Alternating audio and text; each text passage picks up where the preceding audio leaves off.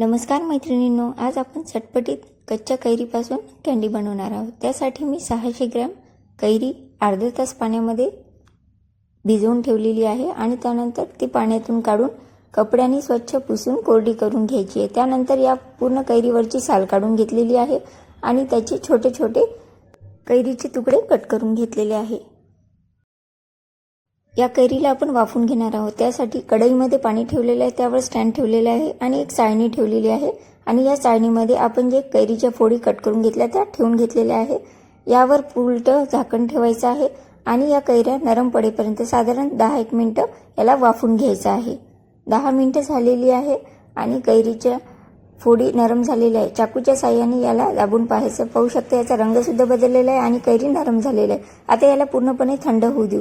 कैरीच्या फोडी पूर्णपणे थंड झालेल्या आहेत। त्यानंतर मिक्सरच्या पॉटमध्ये त्याला टाकून त्यामध्ये थोडासा अद्रकचा तुकडा टाकायचा आणि पुदिन्याची पाने निवडून स्वच्छ धुवून घेतलेली आहे। अर्धी मूठ ही पुदिन्याची पाने आहे आणि आता हे सर्व मिश्रण अगदी बारीक पेस्ट करून घ्यायचं आहे। तयार केलेली कैरीची पेस्ट आता आपण गाळणीने गाळून घेणार आहोत, म्हणजे चांगलं फेटून घ्यायचं आहे। त्यामुळे खाली जे बॅटर होईल ते अगदी नरम राहील, स्मूथ राहील आणि वर जो चोथा वगैरे आहे तो शिल्लक राहील। अशा प्रकारे चाळणी घेतलेली आहे, खाली भांडं ठेवलेलं आहे आणि आपण जे मिश्रण मिक्सरमधून फिरवलं ते या चाळणीमध्ये टाकून चांगलं चमच्याच्या साहाय्याने मिक्स करून घ्यायचं आहे। सर्व मिश्रण चाळणीमधून गाळून घेतलेलं आहे आणि वर चोथा शिल्लक राहिलेला आहे। हा चोथा आपण फेकून द्यायचा आहे आणि खाली जे बॅटर आहे त्यापासून कँडी तयार करणार आहोत। कँडी तयार करण्यासाठी मी जाड बुडाची नॉनस्टिकची कढई घेतलेली आहे आणि यामध्ये 2 चमचे तूप टाकून घ्यायचं आहे आणि त्यानंतर आपण जे कैरी सुरुवातीला 600 ग्रॅम घेतल्या होत्या त्यानंतर याचा पल्प 500 ग्रॅम तयार झालेला आहे। हा 500 ग्रॅम पल्प कढईमध्ये टाकून घ्यायचा आणि स्लो टू मीडियम गॅसवर साधारण 5 ते 7 मिनिटं शिजवून घ्यायचं आहे।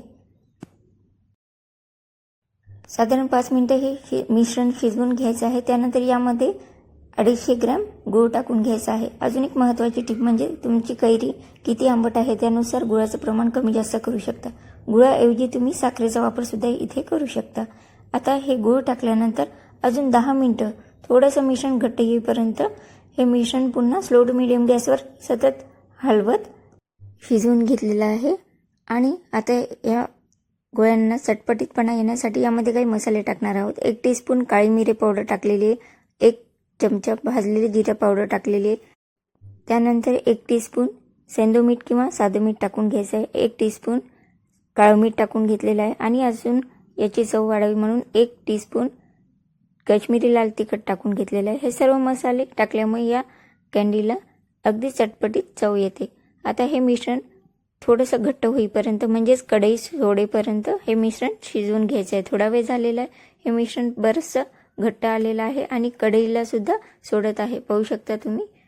या स्टेजवर गॅस बंद करून हे मिश्रण ताटामध्ये किंवा बटर पेपरवर काढून घ्यायचं, थोडंसं कोमट होऊ द्यायचं आणि त्यानंतर याचे छोटे छोटे अशा प्रकारे कँडी म्हणजेच गोळी तयार करायची आहे आणि ही गोळी तयार केल्यानंतर ताटामध्ये पिठी साखर घ्यायची आहे। त्यानंतर सर्व तयार केलेल्या गोळ्या या पिठी साखरेमध्ये चांगल्या घोळून घ्यायच्या, यामुळे ह्या गोळ्यांना पाणी सुटणार नाही आणि छान बाइंडिंग सुद्धा येईल। आणि त्यानंतर हे सर्व गोळ्या तयार केल्यानंतर ज्या डब्यामध्ये आपण हे गोळ्या म्हणजेच कँडी भरणार आहोत ते एअरटाईट कंटेनर घ्यायचं आणि स्वच्छ पुसून कोरडं करून घ्यायचं। त्यानंतरच या सर्व कँडी त्या बर्नीमध्ये भरून तुम्ही ही कँडी ती बर्नी बाहेर सुद्धा ठेवू शकता। आजचा व्हिडिओ तुम्हाला कसा वाटला त्याबद्दल मला नक्की कळवा। प्रीती अनंतवर रेसिपी चॅनलला अजून सबस्क्राईब केलं नसेल तर नक्की सबस्क्राईब करा। माझे व्हिडिओ तुमच्या फ्रेंड्सना नक्की शेअर करा आणि तुमचे कमेंट मला कमेंट बॉक्समध्ये नक्की कळवा। वेळात वेळ काढून व्हिडिओ पूर्ण पाहिल्याबद्दल आपल्या सर्वांचे मनपूर्वक धन्यवाद।